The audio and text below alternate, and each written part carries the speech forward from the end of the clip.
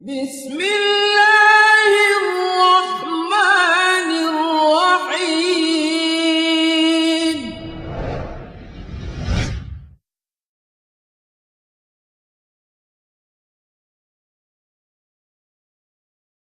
بسم الله الرحمن الرحيم. الحمد لله رب العالمين، والصلاة والسلام على محمد وعلى آله وصحبه أجمعين، وأشهد أن لا إله إلا الله وحده لا شريك له، وأشهد أن محمدا عبده ورسوله صلى الله عليه وعلى آله وصحبه وسلم تسليما كثيرا.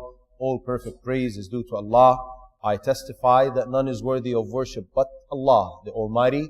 And I testify that Muhammad sallallahu alaihi wasallam is His final prophet and messenger. May Allah exalt His mention as well as that of His families and all His companions.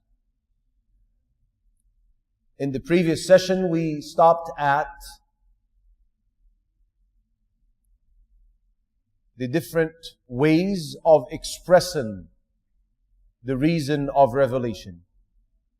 Number one is when the companion says the reason for revealing such and such verse or chapter was, and then he states a reason. That's a direct, clear, confirmed reason of revelation. There is no doubt about it. A second type is when the companion says, such and such event took place, and then such and such verse was revealed. Or the Prophet sallallahu alaihi wasallam was asked about such and such matter, and then such and such verse or chapter was revealed. Now this does not mean, as the scholars said, that this was the only reason for revealing this verse or chapter. It means it is one of the reasons. There could have been other reasons for which the same verse was revealed. Meaning, it is revealed for a certain event, and then a similar event took place. Jibreel would come down to Muhammad sallallahu alaihi wasallam, giving him instructions that the same verse applies this to this one as well, and so on and so forth. The third and last method is when the companion says, I believe that this verse was revealed for such and such reason. So, there is no certainty in that form of expressing the reason for revelation. Now, one thing here you need to bear in mind, that the reason for revelation is something that cannot be reported by other than the companions. And it has to be through an authentic chain of narrators to them. It has to be a sound chain for it to become a confirmed piece of information. There are many, many benefits and wisdoms for learning the reasons of revelation. Number one, knowing the reason for revelation helps a person find out what's been abrogated. When a certain event takes place and a rule is being abrogated, then he knows that this happened and thus this rule is no longer applicable and a new one came about, or people were given permission, and so on and so forth. Another reason or wisdom or benefit, it helps a person know the dates of events when they took place. Thirdly,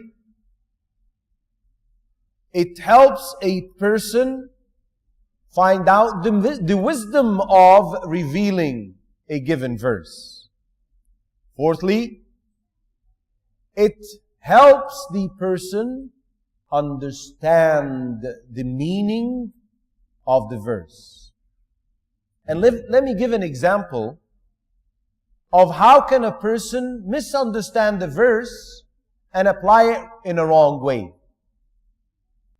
In the Battle of Constantinople, one of the companions from the Muhajirin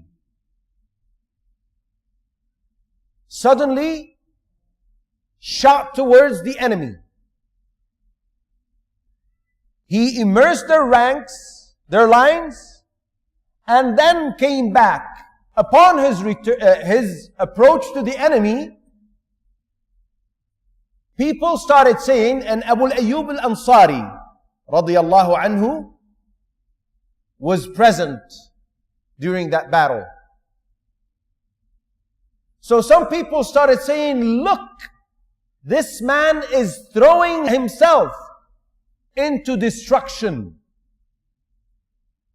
Repeating a verse that is in the Quran, وَلَا تُلْقُوا بِأَيْدِيكُمْ إِلَى التَّهْلُكَةِ, and do not throw yourselves with your own hands into destruction. So they said, they repeated that part of the verse. He is throwing himself with his own hands into destruction. Abu Ayyub al-Ansari, now this is what they understood. Right? Now, the reason for revelation come to play here. Abu Ayyub al-Ansari said, no, people, you misunderstood the meaning of this verse. This verse was revealed about us, the residents of Medina.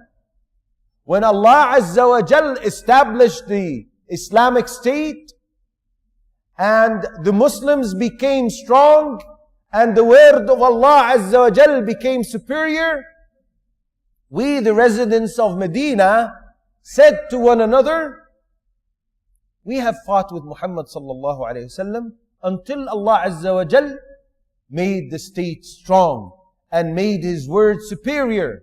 So let us go back to our trade and agriculture and work on it because it is destroyed now. And let us give up jihad and spending charity for jihad. And let us take care of our own business now. He said, and it was then revealed, telling us that what we were thinking of was actually throwing ourselves into destruction, and by performing jihad and spending charity for the sake of Allah was the opposite, was saving and rescuing ourselves from destruction. So knowing the reason of revelation helps a person understand the meaning of the verse. Undoubtedly, understanding the reason of revelation helps a person who is attempting to memorize the Quran memorize it much faster and easier. Knowing the events, knowing the circumstances, knowing the reason helps you understand and thus memorize the Quran much easier and faster. The scholars divide the chapters of the Quran in two types: a Meccan and a Medinan. The way they classified it was controversial. There are three schools of thought, if you may, with this regards. One, consider the chapter Meccan or Medinan with regards to the time it was revealed. Another, with regards to those who are addressed with the revelation. The third and last was with regards to the place it was revealed. Now let me explain. Now the predominant opinion is that it is the first opinion. And this is the majority of the scholars. It is with regards to the time it was revealed, regardless where it was revealed. Meaning, it was revealed prior to the migration of Muhammad sallallahu alaihi wasallam or after his migration. anything prior to the migration was a Meccan chapter. Anything that came after the migration was a Medinan chapter. Even if it was revealed in Mecca, like what was revealed on Muhammad sallallahu alaihi wasallam when he conquered Mecca. That was in Mecca. But it's not considered Meccan. It's considered Medinan because it was revealed after the migration of Muhammad sallallahu alaihi wasallam. The second type, we already mentioned that the predominant opinion is that the classification is with regards to the time of revelation prior or after the migration of Muhammad sallallahu alaihi wasallam. With regards to those who are addressed is the second type. They say that Allah Azza wa Jal addressed the people of Mecca because they were non-believers with Ya ayyuhan nas, O people. Whilst He addressed the people of Medina with Ya ayyuhal ladina amanu, because they were believers. But that's not consistent in the Quran. There were verses that were revealed in Medina, and Allah Azza wa Jal addressed people with Ya ayyuhan nas. And therefore, it's not a consistent rule that applies to everything in the Quran. That's why the scholar said it's not the soundest opinion. The third and last was with regards to the place of revelation. They said anything revealed in Mecca is Meccan, anything is revealed in Medina is Medinan. Well, the scholars who hold the first opinion as the predominant say, okay, what about verses that were neither in Mecca nor in Medina? What do we classify them as? Something that was revealed to Muhammad sallallahu alaihi wasallam on a journey, when he was going on a battle, when he was outside Mecca and Medina. Therefore, it's not consistent, and the one that remains to be the predominant opinion is the one with regards to the time of revelation prior or after the migration of Muhammad sallallahu alaihi wasallam. Let's mention few differences between the Meccan and Medinan Quran, and with this we will conclude, inshallah. Shaykh al-Uthaymeen rahmatullahi alayh said there are two areas where we notice differences between the Quran of Mecca and the Quran of Medina. The first difference is in the style. The second difference is in the topic addressed. He said, the Meccan verses or the Meccan Quran it is noticed when you recite or when you read it that the style of it is aggressive. It's strong. Because it is addressing people who were rebellion, who were disbelievers, who rejected the message, who were stubborn, who were arrogant. And that's why the style was aggressive, was strong, powerful words, threats. While on the other hand, the Medinan Quran was soft.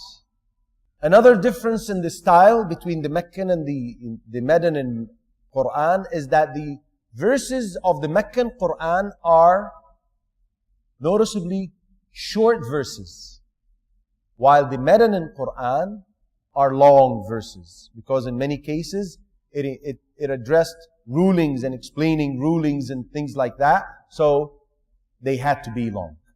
So the style differed in two, the softness and aggressiveness, and the length of the verses. The second difference, as Shaykh al-Uthaymeen rahmatullah alayhi mentioned, was with regards to the topics. The Meccan Quran addressed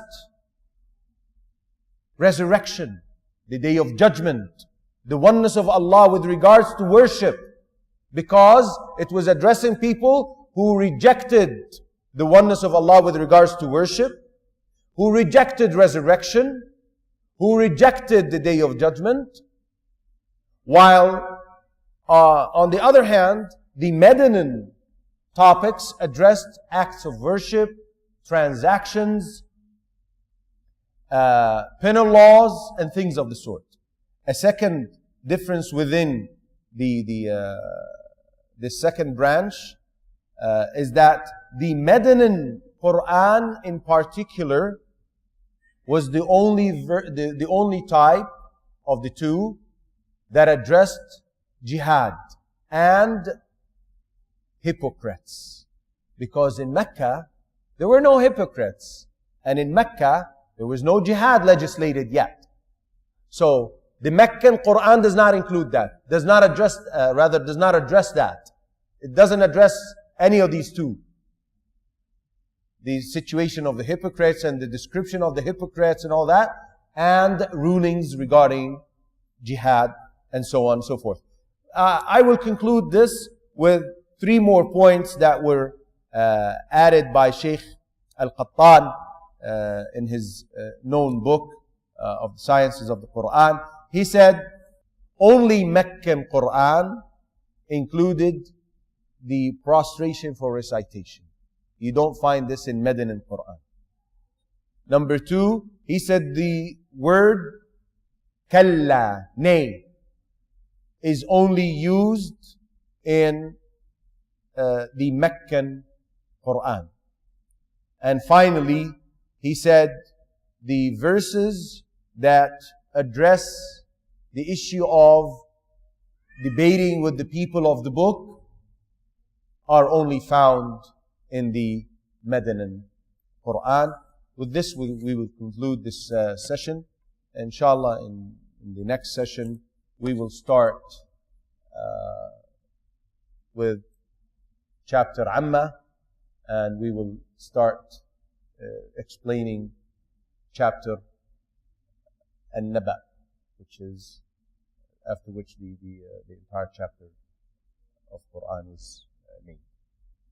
We will conclude with this. سبحانك اللهم وبحمدك أشهد أن لا إله إلا أنت أستغفرك وأتوب إليك. السلام عليكم ورحمة الله.